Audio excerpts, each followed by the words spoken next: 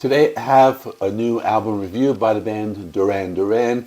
It's a little different than I usually cover on this channel, but since this is a Halloween themed album, I thought it would be appropriate. Plus, if you grew up in the 80s like me, Duran Duran was a band that you could not ignore. The name of the album is Danse Macabre. Take a look at this album cover. It shows a picture from a séance in the 1940s. It could pass for a goth rock album cover.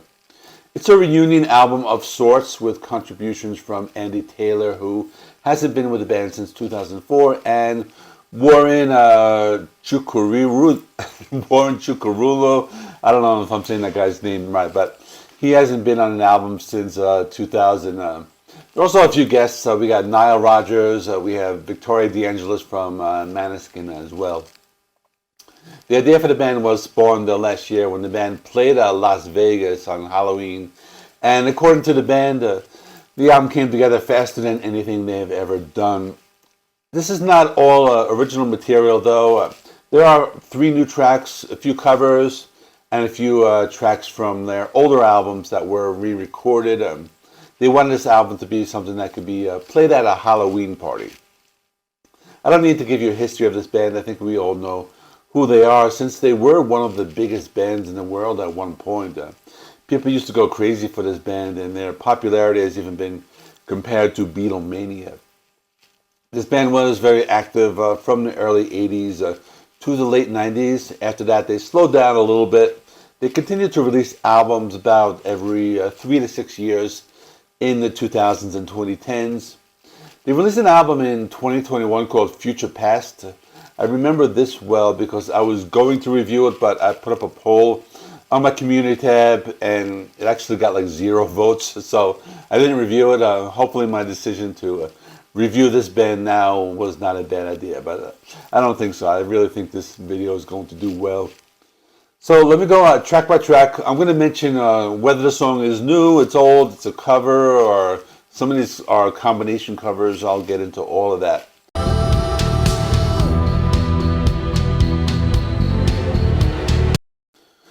First track is Night Boat. This was originally released on the band's debut album, Duran Duran, in 1981.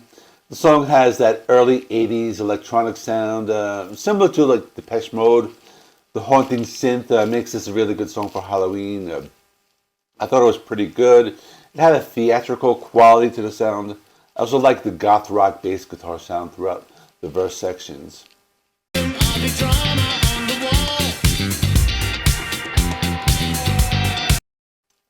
Black Moonlight, this one has Andy Taylor and Nile Rodgers. It was the second single. The song is an upbeat funk dance song about going out on Halloween night. Nile Rodgers is credited as producer, lead guitarist in the verses, and composer. Andy Taylor is the lead guitarist in the classic Duran Duran lineup, but he's back in this song, and he plays guitar during the choruses. And he's also credited as a sound engineer. So I thought this one was okay. It was very upbeat. They added in these Halloween sound effects throughout the song, and the funky guitar sounded pretty good.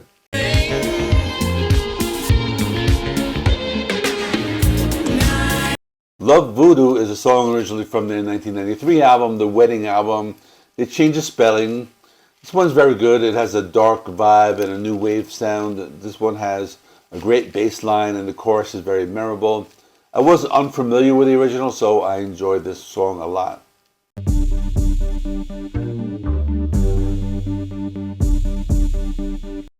Bury a Friend is a cover of a Billie Eilish song. This was pretty good. I was also unfamiliar with the original. They made it sound like a goth rock song with a lot of electronic sounds. This still had that signature Duran Duran sound.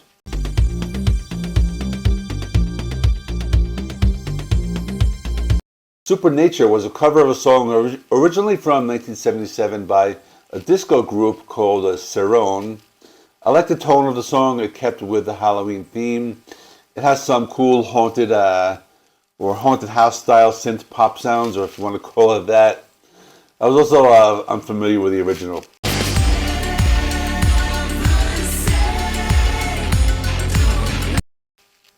Danse Macabre is one that features Warren Cuccurullo. It was the first single from the album. It's a dance rock song about going out on Halloween, similar to the other single.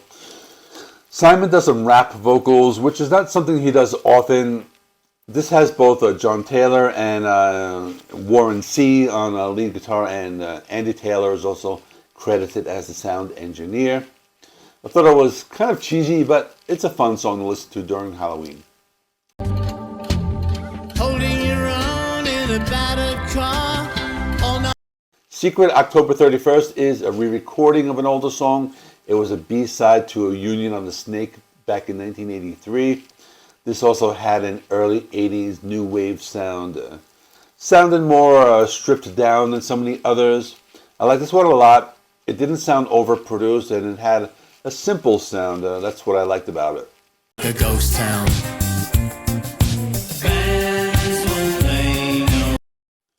Ghost Town is a song originally by a British two-tone band called The Specials, which was released in 1981. It's another song I was unfamiliar with, but I thought this version was pretty good. I liked that it had that old school sound. It wasn't very overproduced. Like the one right before it, it was stripped down, and I like that sound. Come back. You people, turn your head. Painted Black is a Rolling Stones cover. I probably didn't need to tell you that. When I first heard they were going to cover Painted Black, I wasn't too excited. I know like so many bands have covered this already, but once I heard it, I liked it because they changed it enough to make it their own, and they used a lot of those like Halloween style keyboard sounds, something that they have been doing throughout this album. So I actually liked it. I thought it was a pretty good cover. When danger's on the wing. Super Lonely Freak is a two-in-one cover. The first part of the song is a cover of their song Lonely in Your Nightmare from the 1982 album Rio. The second part of the song is Super Freak, which is the Rick James cover. When I heard this, my first thought I was like, oh, they're covering MC Hammer, but then I remembered MC Hammer didn't write that. So I thought it was pretty good. It's a pretty cool mashup of a lot of these bands.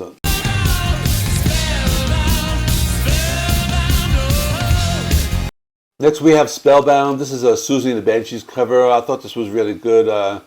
Both of these bands came from that same period. I guess you call it, that early 80s goth, electronic synth pop. I like the original. I thought it was really good, and it fits well with the theme of the album. I think anything from Susie and the Banshees would have fit very well on this album.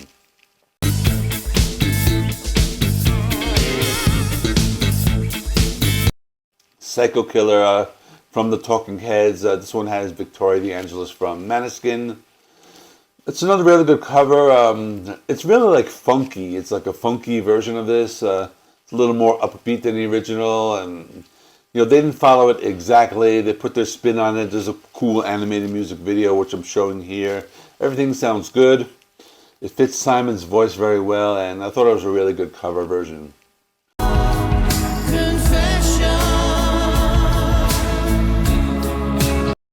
The final song, Confession in the Afterlife, it's slow, it's moody, has haunting melodies.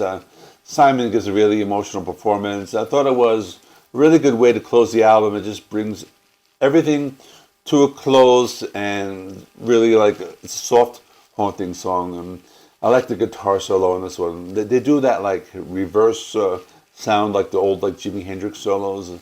I don't know if that was the technique they used, but that's what it sounded like. And now for my final thoughts. I liked it more than I thought I would. If this had been any other Duran Duran album, I may not have been interested in it, but since it was Halloween themed, it piqued my interest, and I'm glad I listened to it, and I'm glad I reviewed it because it was pretty good.